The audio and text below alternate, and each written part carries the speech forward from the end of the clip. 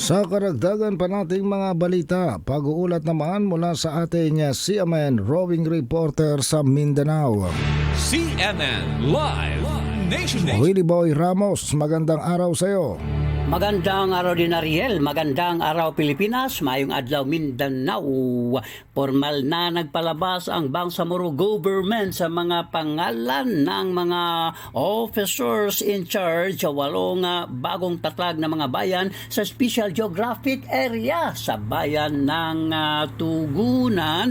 Ang OIC Mayor ay si Abdullah Punggot Abbas, kanyang Vice Alcalde ay si Suharto Salvo Hasim. Sa bayan naman ng Ligawasan OIC Mayor si Ismail Sultan Mama, Vice Alcalde nito na si Ridwan Pindiwata Makatidtang. Sa bayan ng Malidigaw OIC Mayor si Arnal Malaydan Timam, ang kanyang Vice Alcalde ay si Muhahidin Bajunaid Alba. Sa bayan ng Nabalawag OIC Mayor ay si Anwar Zumbaga Salawag, Vice Alcalde nito na si Said Uto Paki Dato. Sa bayan naman ng Kadayangan OIC Mayor si Duma Madi Maskud, Vice Alcalde na si Kaharudin Dato Dalup Palig. Sa bayan ng Kaabakan si OIC Mayor Dimat Kamembelan Pidtimanan, kanyang halig punong bayan ay si Mantataw Ahmad Lumambas.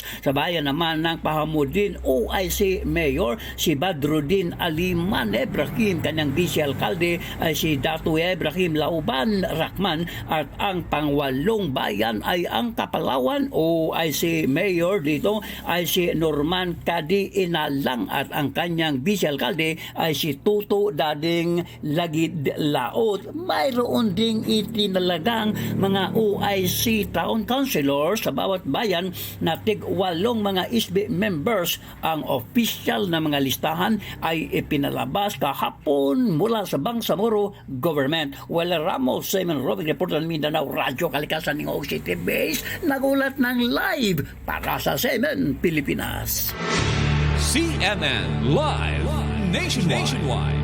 Maraming salamat Willie Boy Ramos, ang ating CNN roving reporter sa Mindanao.